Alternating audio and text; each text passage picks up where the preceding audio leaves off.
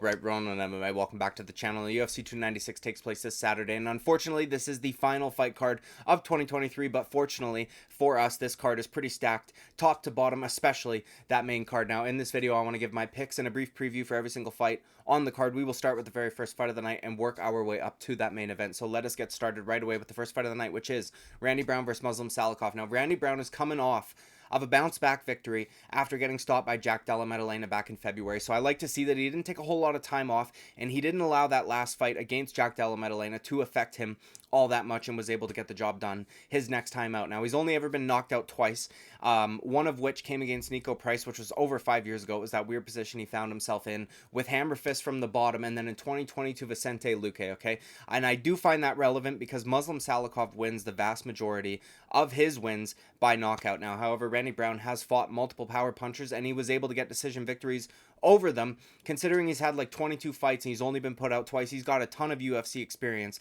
It's not all that bad. I don't think that he has like some major durability issue. I know Jack Della Maddalena was also able to hurt him, but Jack Della Maddalena can hurt damn near anybody. Now, Salikhov, as I said, most of his wins by knockout, but he does have a few submission and a couple decision victories as well. The guy's 39 years old, which is relevant because we are at a weight class that is below middleweight, and historically and statistically speaking, older guys at the lower weight classes, I guess, don't do all that well. Okay, Salikhov is also coming off of a loss to Nicholas Dalby. He's 1-2 in his last 3. He also lost to Li Jingliang, which I do believe was a stoppage, if I'm remembering correctly, pardon me. In between those, however, he was able to knock out Andre Fialho. This is relevant to me because Andre Fialho has been knocked out 6 fucking times, okay? Whereas Randy Brown, not so much. So, while the power may still be there, it seems as though he's not really able to find those shots as often as he used to, because aside from that Andre Fialho knockout, you have to go back to 2019 to find his last finish, pardon me. So I'm going to be going with Randy Brown here to get it done. He is a pretty sizable favorite at like minus 250, or at the very least, according to the UFC's website. My bad, I hit my mic, dude. I'd probably imagine Randy Brown's able to get himself a decision victory here over Muslim Salikhov. Now, moving up the card to Martin Buday versus Shamil Gaziv. Okay, Martin Buday is undefeated since 2017, which was his only career loss. He's got 9 finishes and 4 decision victories. Last time out, he got a Kimura over Josh Parisian, which is a pretty good win. These guys, his fights don't look pretty, okay, but somehow he's always able to get the victory that way, and he kind of wears on guys a lot because he's just constant forward pressure, fighting in a phone booth, things like that. Shamil here making his UFC debut after getting himself a round 1 rear naked choke victory on the Contender Series. He is also undefeated, or is undefeated, no losses on his record with 11-0. Now, what I noticed on his record is up until he was about 7-0, he was fighting guys with basically, I just fucking Mike Tyson that shit, dude. Non-existent records, okay? 3 of his opponents were literally making their debuts. 2 of his opponents only had 2 fights. He had an opponent with a 1-4 record, and it wasn't until that 8th fight where he fought a guy that was 13-0-1 where we see him kind of fall off a little bit. All of his 7 prior fights were finishes, and then he just skates by with a split decision victory over a guy that actually has a good record, okay? Even the guy on the Contender Series that he fought only had 6 fights, which I get that on the Contender Series we oftentimes see guys that don't have a whole lot of experience, but he had almost double the experience that this guy had, and he wasn't, I don't know, man. He's been fighting guys, to me, that are not all that impressive, okay? So I'm going to be going with Martin Buday here, who has never been finished, okay? Despite having a good amount of UFC experience. He is the younger fighter also. He has been fighting and beating decent competition in the UFC. So in my opinion, he has a better quality of experience, despite their records being fairly similar. I think he's able to wear on him throughout the fight, making it a dogfight like he does, and eventually getting a late TKO, whether it comes late in the 2nd round or at some point in the 3rd. I do think eventually he's going to weigh on Shamil Gaziv and get him out of there. Now, moving up the card to Andre Fili versus Lucas Almeida. All right, Andre Fili's had a bit of a tough time of it recently, okay, since about 2020, going 1-4 in his last 5. The one positive thing in that is that he's not getting finished a whole lot in this skid. I think it was just once by Anderson Brito, who is a fucking savage, okay? So I'm not going to hold that against him all that much. Also, he's fighting very good competition, okay? Those losses aren't coming to nobodies, right? We're talking about Sadiq Youssef, we're talking about Bryce Mitchell, we're talking about Anderson Brito, we're talking about Nathaniel Wood. These are very good competitors, and he's not losing to like the bottom of the barrel guys at featherweight. Now, he also still has moments in a lot of these fights. The only problem is he doesn't really do enough to make it clear. Even in his last 2 victories were also against pretty good competition, right? We got one over Bill Algeo and one over Charles Jourdain, pardon me. Both of those were by split decision. So it was a very close call. He could be on a 6-fight skid right now or 7-fight skid right now, whatever it would be. Thankfully for him, he got those decisions, but still, I wish he would do a little bit more in rounds to make it more decisive, and I feel like that oftentimes hinders his ability to get on decent win streaks, right? You got to go back, pardon me, to 2019 to find a finish, and it comes over a guy who has not been in the UFC since that fight, okay? After going 2-3. So it's not like that guy was all that successful in the UFC to begin with, and after that fight to Andre Fili, he ended up not getting re-signed. Now, Lucas Almeida has only had 2 fights in the UFC, and he's gone 1-1, right? He finished Pat Sabatini, or got finished last time out, pardon me, against Pat Sabatini, who in my opinion is very good, but not really the same level of guys, at least in my opinion, that Andre Fili has been facing. Now, he lost his Contender Series fight to Daniel Zellhuber, who is talented, okay, but also came into the UFC and lost his debut, had a ton of hype on him as well. Now, their styles are very different, but Zellhuber and Andre Fili are very similar in their like body composition, right? They're both longer, taller guys. Andre Fili actually has, I think, a 3-inch reach advantage over Daniel Zellhuber. So Andre Fili seems to struggle with guys that can really take him down and kind of just stifle his game. I don't know that Lucas Almeida is going to be able to do that. And again, I know Fili's on a bit of a skid right now, but I think I'm going to trust him to get this one done, pardon me. He's fought and beat way better competition. He is a crafty veteran. The guy's been in the UFC for over a fucking decade, okay? 10 years in the UFC, in the best promotion in combat sports. Most of his stoppage losses, pardon me, are from 2016 prior. And we're talking about like fucking Yair Rodriguez and guys that are on that level. So I'm going to go with Andre Fili to get himself a decision victory here. I think he may experience a little bit of adversity early on, but I think that his craftiness, the experience and shit like that will start to take over second, third round and stuff like that. So, you know, that's what I'm thinking. Moving up the card too, Tagir Ulanbekov versus Cody Durden. Okay, dude, Ulanbekov 3-1 in the UFC so far, only losing to Tim Elliott, and as we just saw this last weekend, the guy still fucking has it, okay? Before that loss, his only other loss was to Zhalgas Zhumagulov back in 2018. This came outside the UFC, so this was before Zhalgas Zhumagulov went on the horrible skid that he did also. Now, Cody Durden is on a 4-fight win streak right now after he dropped one to Muhammad Mokaev. I believe he got submitted in the first round. Now, experience and level of competition and all that good stuff should favor Cody Durden, in my opinion. But my only problem is that he has been submitted a few times by Mokaev, by Jimmy Flick, some dude with a 12-13 record fucking in a fight organization called 864, okay?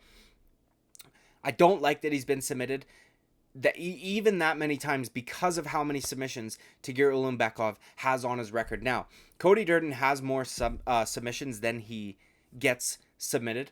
Okay, but something that I can't stop looking at is how many submissions, as I said, Tagir Ulanbekov has, and a lot of them being by guillotine, and Cody Durden has been caught in a guillotine before, and it was by Muhammad Mokaev. So I'm a little hesitant, but I am going to go with Tagir here. Cody Durden is very good. He does hit hard. And realistically speaking, if Cody Durden's able to stop the takedowns and maybe get some of his own, he could stay safe on the ground because Tagir doesn't have a whole lot of triangle chokes or anything like that. Now, he's got a few arm bars, but still, he's not as dangerous off his back as he is in the top position, right? And this guy, Tagir Ulanbekov, has 0 knockout wins whatsoever, right? So in the striking department, I feel as though even though Cody Durden is not some like specialist striker, he should have a slight advantage, but I am going to go with Tagir Ulanbekov. He seems to have the cardio that even if he doesn't get a submission right away or things don't go his way, he can still do enough during the rounds to squeeze out decision victories, which he has done on a number of occasions. I worry slightly about Cody catching him, as I said, with a big shot, but I just think that in this fight, I think that having grappling I think having the grappling edge over having the wrestling edge like Cody Durden would have is going to be more important because I don't see this fight not hitting the mat whatsoever. So I'm going to go with Tagir Ulanbekov to either get a submission, and if he can't do that, I do think he will win a decision victory, being able to steal some of those rounds from Cody Durden. Moving up the card to Alonzo Menefield versus Dustin Jacoby, pardon me. All right, fucking hell, dude. I love watching Dustin Jacoby fight a lot. I'm a little concerned for him in this one. I'm going to be honest. He's a pretty big favorite according to the UFC's website, which I don't really understand. But I think it might be because both of his recent losses, one to Khalil Roundtree and one to Azamat Murzakanov or whatever the fuck his name is, okay? I think there's a good argument he won both of those, especially the Khalil Roundtree fight. You got to go back to 2014 to find another loss in MMA. The reason I'm concerned, I guess, is because that loss was by choke. He got choked out once again in 2012. Or once before that in 2012. It was a guillotine. Okay. Alonzo Menefield is a very powerful individual. My only problem is his takedown accuracy fucking sucks. Okay. You'd think somebody with those size legs should be able to blast doubles all day long, but he's got like a 30% takedown accuracy, which is not great. Okay. He averages less than one takedown per fight. So it's not like he chains things together all that much. And I feel as though that in order to get a win over a guy like Dustin Jacoby, who is a nasty fucking kickboxer, you're going to have to be able to take him down and kind of just ride it out on the ground. Alonzo can hit hard as fuck, all right? The guy's got 9 KO/TKO stoppages. Some of them are pretty recent also. It's not like you have to go back 5-10 years to find these things. I'm going to go with Dustin Jacoby here to get it done, but I will say I'm not that confident, and I would consider Alonzo Menefield a live dog here. Now, he's old and shit like that, but as I said, he's very powerful, right? He just submitted Jimmy Crute, who is a pretty good submission artist himself, and he does have a good number of submissions over pretty decent competition. So it's a little concerning for me. Now, Dustin Jacoby does seem to be one of these kickboxers that made the transition to MMA quite well. He's not getting taken down and mauled every single fight, so I think he should be able to get her done, but I would consider Alonzo Menefield a live underdog in this one. Moving up the card, too, Casey O'Neill versus Ariana Lipski. Ew, dude, Casey O'Neill, okay? The woman king, disgusting. This woman is extremely unlikable, okay? But has only lost once, and it was her last time out, and it was against Jennifer Maia, who is a crafty vet. She is a pretty big girl also. She's good at, she's okay. Fucking, okay, everything's relative, dude. She's good on the feet. She's good on the ground for women's MMA, okay? Casey O'Neill is a minus 200 here, so I don't know that I would feel comfortable betting on her to get the job done, but I do have a feeling that she will. Ariana Lipski, while she has never been submitted, has shown she can be controlled and, quite frankly, dominated on the ground, okay? And by girls that really shouldn't be fucking dominating you on the ground, if we're being honest. Antonina Shevchenko's weakness is her ground game. In almost every single fight she's lost, it was because of the grappling. And she got TKO'd from ground and pound against Antonina Shevchenko. She also got ground and pounded out by Montella De La Rosa, who's okay, but not fucking phenomenal, right? Casey O'Neill, on the other hand, she ground and pounded out Antonina Shevchenko. And I know that MMA math doesn't work like that, but I just feel as though her ground game is a lot better.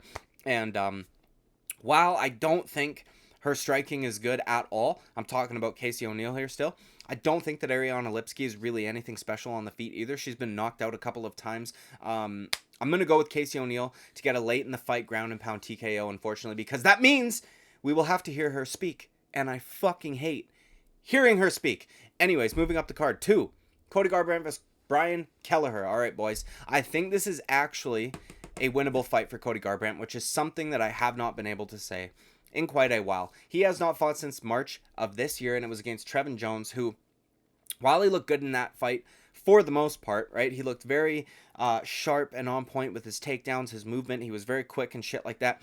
You could see that all those knockouts are affecting him in his mental, right? He seemed fearful to take shots. Trevin Jones landed a pretty decent shot in the 3rd round that kind of stung him a bit. He was like running away from him. He didn't even really want to engage in the boxing or anything like that, right? He also didn't want to engage in the boxing. He implemented a game plan that we weren't used to seeing from a guy like Cody Garbrandt, which was very takedown heavy. It wasn't all that exciting, but I'm not blaming him for it because he keeps getting knocked the fuck out. So I might switch up my game also, right? Now, the reason I think this is actually a winnable fight for Cody is because Brian Kelleher is not necessarily known for knockout power, right? He's a crafty vet. He's able to get shit done sometimes he doesn't.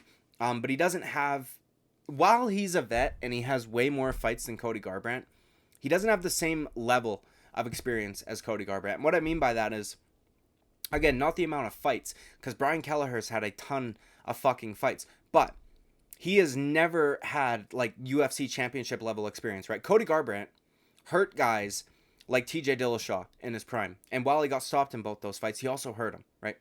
He hurt Dominic Cruz a bunch of times in their fight. And that was before Dominic Cruz was old and gray. Do you know what I mean? I know he was suffering from injuries and shit like that, but he wasn't the Dominic Cruz that Henry Cejudo got 2 weeks off the couch. So Cody Garbrandt, in my opinion, the level of experience that he has is much higher, and I think Cody's going to be way faster, way sharper, and as long as he doesn't put himself in any stupid situations, I think he should be able to get this one done. Because if you put yourself in a bad situation against a guy like a Brian Kelleher, who, as I said, is a very crafty veteran, he will take advantage of it. He's not going to let you fucking off the hook on some dumb shit. Do you know what I mean? So I am going to go with Cody Garbrandt here. I'm slightly hesitant, as I think anybody should be, honestly, picking Cody Garbrandt to win. But, I mean, fucking hell, dude. If he can't beat Brian Kelleher, I really think he should consider retiring. I know he's not that old, and I know that this is how he makes his money and shit like that. But, dude, you should be able to get this one done, okay?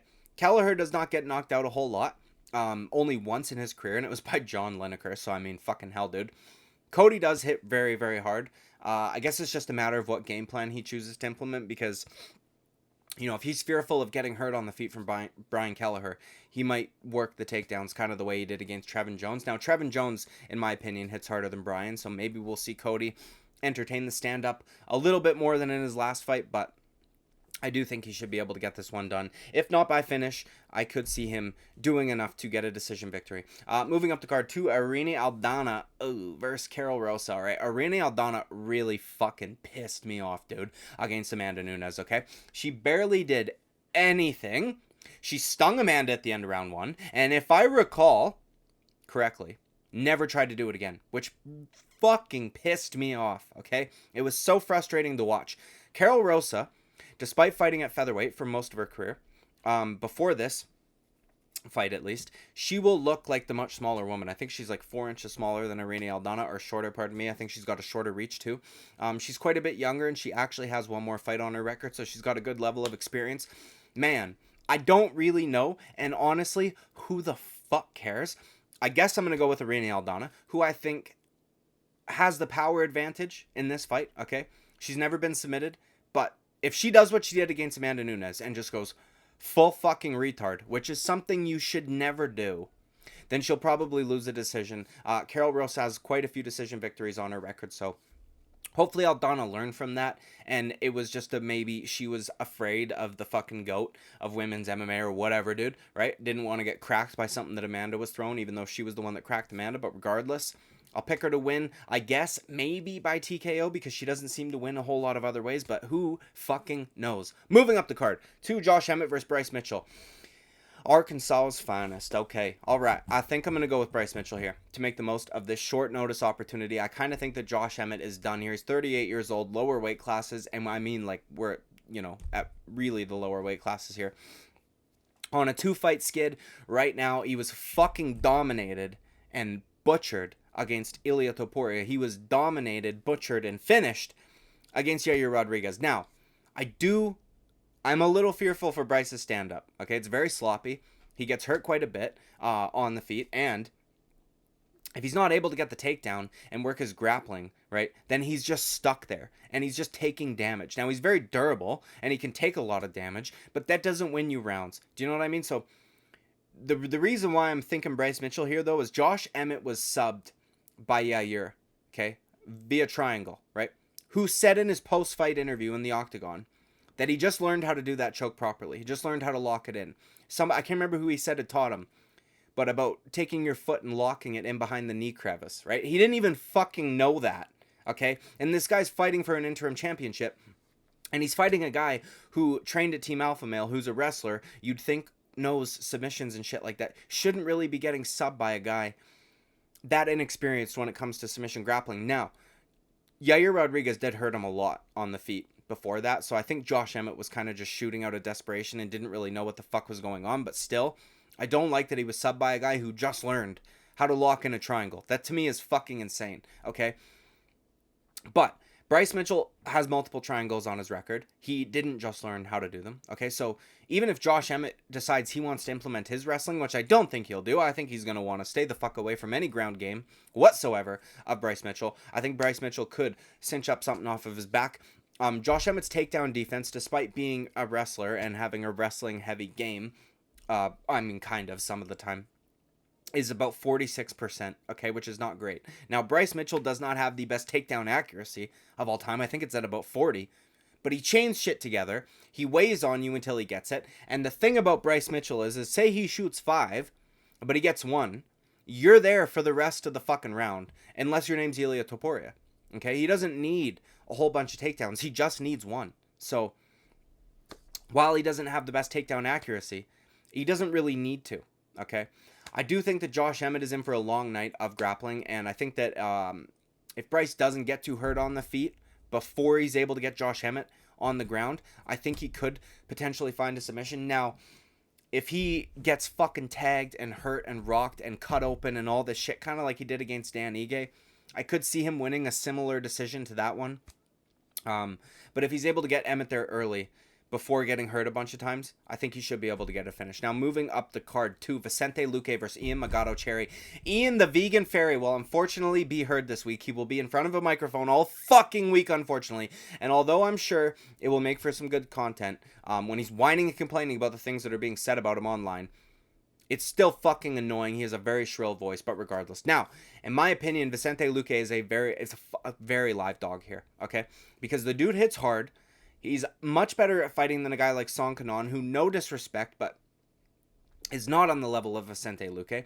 Was able to drop Ian Gary, right? Without being sophisticated whatsoever in the striking department. He's not hiding shit. He's not feinting. He's not fucking setting shit up. He's not disguising things. He just threw a left hook and it landed. Do you know what I mean? And then he kept going back to it and it didn't really work. The guy has fought and beat way better competition, way more impressively, in my opinion. I'm talking about Vicente Luque now, okay?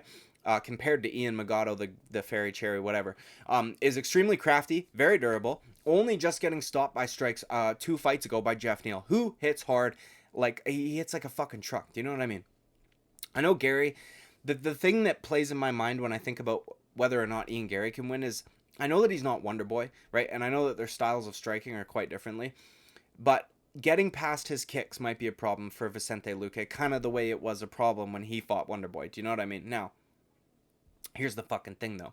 Vicente Luque, while being 4 inches shorter than Ian the vegan Magato Cherry, actually has a pretty significant reach advantage with the hand. So he might be able to find a way to land a big left hook or something like that, because Ian Gary, while being 6'3", doesn't have very broad shoulders, so his reach does not reflect his height. And Song Kanon has a shorter reach than Vicente Luque. He was able to get past the kicks at least enough to find that big left hook that dropped Ian Gary. Also, Vicente Luque's got 11 knockouts on his record. He's phenomenal on the ground also. The dude can hit a Darce from fucking anywhere, right?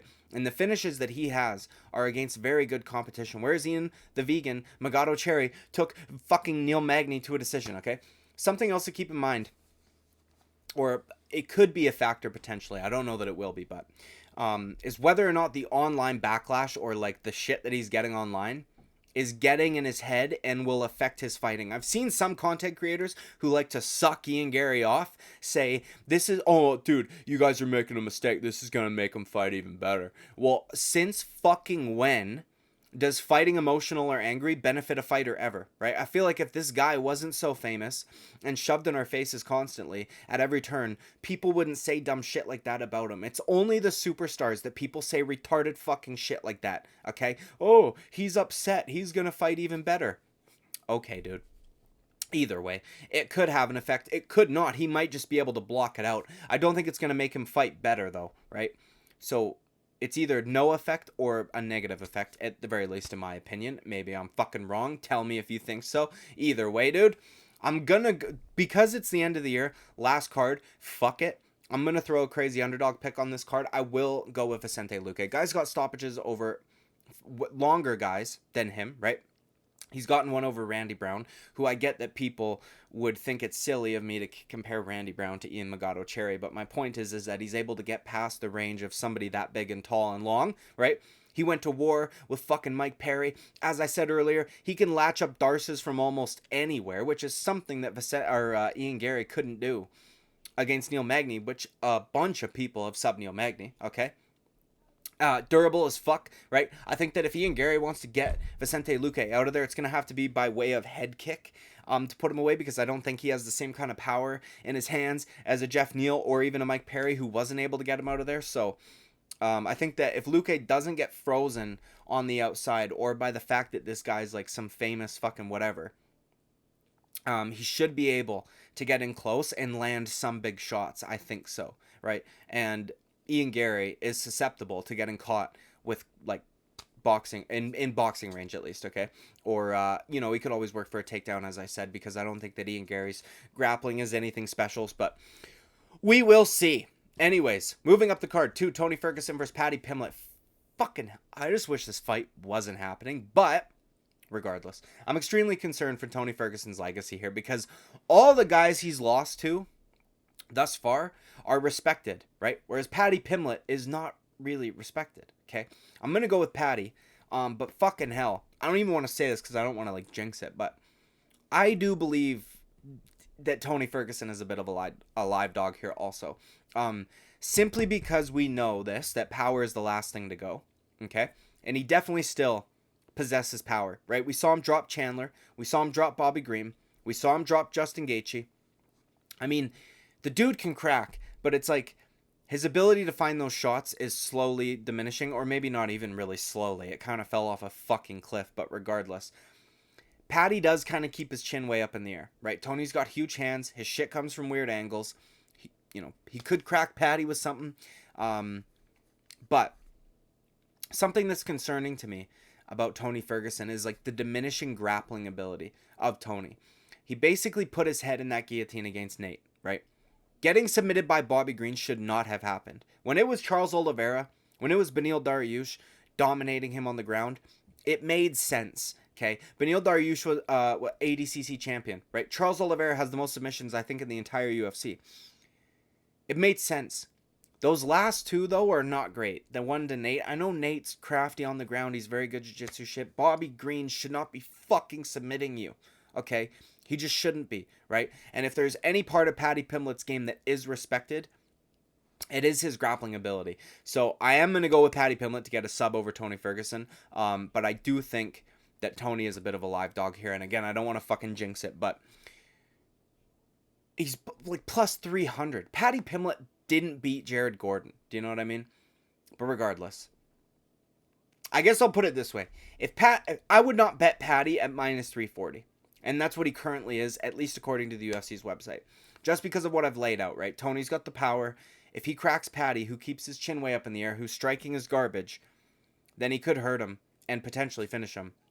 But the level of competition he's losing to just keeps getting worse, and I don't like it. So I'm going to pick Paddy Pimblett to get this one done by submission, but I would like nothing more than Tony Ferguson to put his lights out. Moving up the card to Shavkat Rakhmonov versus Wonderboy. Okay. This is a very tricky one for me, and it's very interesting. I don't even know that I picked somebody yet, but I will talk through it, and maybe I'll fucking be able to pick somebody, okay?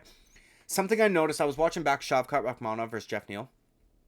He'll throw big shit, like head kicks, just to get in range so he can clinch up to you, right? Something that he's really good at also is ducking under shit just so he can clinch up with you.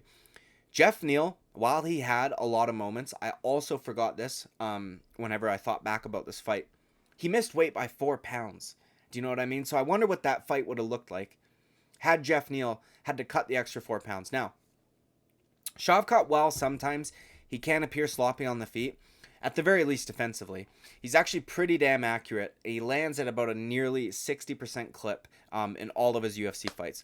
Jeff Neal is the best striker that he has faced, okay? And my problem is that Jeff Neal uses primarily boxing. He was and wanted to get in close, which is basically exactly what Shavkat Rakhmonov wants, okay? He allowed Shavkat to kind of be able to play the clinch game that he likes so much, whereas Wonderboy will not be doing that, right? He will be backing up, moving laterally, cutting angles to keep away from Shavkat, not trying to get inside. Hopefully something that I would want to see from Wonderboy is that he limits the amount of like 1-2 blitzes that he does. You know that combination that he lands against damn near everybody. He blitzes in, he leads with I think the right hand and then follows it up with the left. I don't want him doing that because I think that would be exactly what Shavkat Rakhmonov wants. You just be getting closer to him. he would tie up with you very fucking quickly, right? Something else to keep in mind. Wonderboy will have the full-size octagon here, right? Whereas like Bilal Muhammad, he didn't when he fought Bilal Muhammad, and Bilal Muhammad was kind of just able to wrestle fuck him. I'd imagine that he starts poking at the knees and the body immediately, trying to keep Shavkat Rakhmonov at the end of his kicking range. Shavkat is so fucking aggressive though, that I could kind of see him just taking a kick to get in close, because he's also got a very good chin. He's durable as fucking all get out, and we saw that against Jeff Neal also. He did get rocked, I think, once, maybe twice, but he ate a ton of shit and just kept marching forward. His takedown accuracy is not great, so I don't know that he even has the ability to kind of wrestle fuck Wonderboy, but I feel like if he gets him tied up in the clinch, that will be severe problems for Wonderboy, and I don't think he's going to let him go very easily. Whereas with Jeff Neal, once he kind of realized, oh, he's going to come in close to box with me anyways, I'll be able to clinch up with him as much as I want and just kind of throw a knee or a fucking whatever and then get back at range and then do that again, right? He was more willing to engage in the striking, whereas with Wonderboy, I think if he gets a hold of him, he's not going to let him go. He'll probably push him up against the fence, land knees, elbows, whatever the fuck he can, do you know what I mean? So, we'll see. But again, this is not going to be something Shavkat Rakhmonov is used to, which is chasing down an opponent like Wonderboy. A guy who also, while he's making you chase him, can stop on a dime after cutting an angle and whip up basically whatever the fuck he wants to. Okay? Fucking hell. I'm going to go Shavkat Rakhmonov. But I will be honest, I could potentially see Wonderboy causing serious problems for him, and I think that he is a massive live dog here, especially considering Shavkat Rakhmonov, at least on the UFC's website, is like a minus 500 or something like that. He's the biggest favorite on the card, and it's weird because he hasn't fought anybody like Wonderboy Thompson, whereas Stephen Wonderboy Thompson has definitely fought people that he could compare to Shavkat Rakhmonov, right? And Shavkat was struggling. Fucking hell, dude. I don't want to pick two massive dogs because I'd rather get the picks right, but I'm having a hard time. I think Shavkat Rakhmonov is phenomenal, and I think that if he was able to get past Stephen Wonderboy Thompson, I think he beats everybody ahead of him. It's weird. It's like this matchups or fucking styles make fights. For some reason, I would pick... I'm more hesitant to pick Shavkat against Wonderboy than I would be against like Leon fucking Edwards. I don't know what it is. I'm just gonna fuck. My gut tells me Wonderboy. I'm gonna stick with Shavkat Rakhmonov, but just remember that I said that Wonderboy is a live dog. He could cause problems. He's very good at keeping range. He's gonna be throwing shit that Rakhmonov probably hasn't seen a whole lot before. And not maybe he's seen a wheel kick, maybe he's seen a fucking switch kick, or not even a switch kick, just a lead leg high kick that with no fucking tell whatsoever. Maybe he's seen some of that, but I don't think there's anybody that can use them as effectively as Wonderboy Thompson. But I just think that at some point Shavkat will be able to get in close and start to work his clinch and shit like that. Moving up the card, Alexandre Pantoja versus Brandon Royval. All right, this should be a fun championship fight here. As like almost all of the flyweight championship fights have been since Figueiredo became champion after Henry Cejudo kind of dipped out. I get that Royval has put himself in this position by winning, but I honestly have a feeling this fight looks exactly like the first one. I am going to be picking Alexandre Pantoja to get this one done. That fight was just 2 years ago. Do you know what I mean? And Pantoja finished him. As I said, he finished him in the second round via rear naked choke, and while he's been winning, I'm going to be honest with you, the only victory that's really impressed me was against Mateus Nicolau, who is currently ranked number 5, right?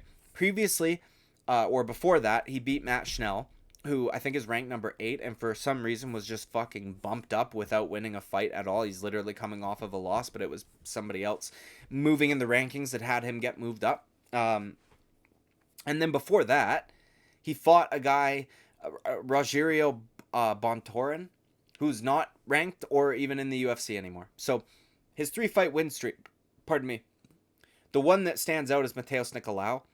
Whereas, if you look at Alexandre Pantoja and who he's beaten in his last 4, we're talking Manel Kape, finished Brandon Royval, finished Perez, I think, and then beat Brandon Moreno. All of these guys are inside the top 7. 2 of them are inside the top 5, and one of them was the champion. Do you know what I mean? So, even though Brandon Royval may have looked impressive in his last few, they weren't against as good a competition, and I don't even think he looked as impressive as Alexandre Pantoja. So, Pantoja Also, is unbelievably durable, okay? Had moments on the feet against Moreno, who I thought, in that fight, I thought if Pantoja if he had any fucking success whatsoever, it would be in the grappling department. I thought Brandon Moreno would pick him apart on the feet, but he was having moments on the feet against Brandon Moreno. I'm going to go with Pantoja, as I said, to get this one done. I think he gets it done by submission again. I think he manages to take the back, lock up another rear naked choke. Royval just hasn't shown me anything to make me think that this shit wouldn't happen again, right? The Mateus Nicolau fight ended very quickly. We didn't really get to see him in a shitty situation, and I don't know, man.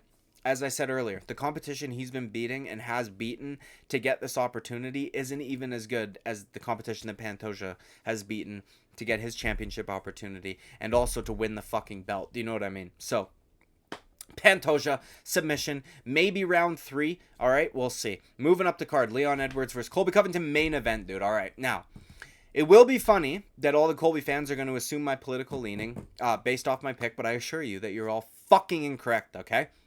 I just don't think he's on Leon Edwards' level. And I'm not a Colby hater, dude. I find him entertaining. He's funny. I don't fucking hate him. It is what it is, dude.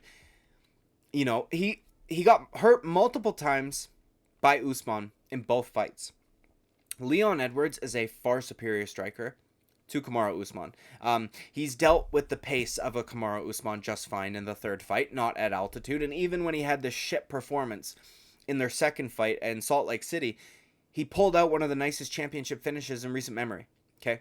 And in that third fight, I don't know why so many people thought this fight was close or that it could have gone Usman's way or should have been a draw. I've watched it back multiple times. In the lead up to this fight, it was so fucking clear in my opinion that Leon Edwards probably won 4 rounds at least. He's just so sharp and precise on the feet, and Colby isn't, okay? Something that Colby does a lot that I could see Leon Edwards taking advantage of. Now, Colby's southpaw, when he's backing up, he just does this. He just puts his hand to his face as if that's enough. And what it reminds me of a little bit is the way that Alexander Volkanovski tried to block the head kick from Islam Makhachev. So he had his fist like here, and the head kick just went right over top. It's something that I could potentially see happening here. Or like Usman did, just threw a straight down the middle, and it just landed on Colby's chin because his hand is just busy here because he doesn't want to get hit on the fucking jaw.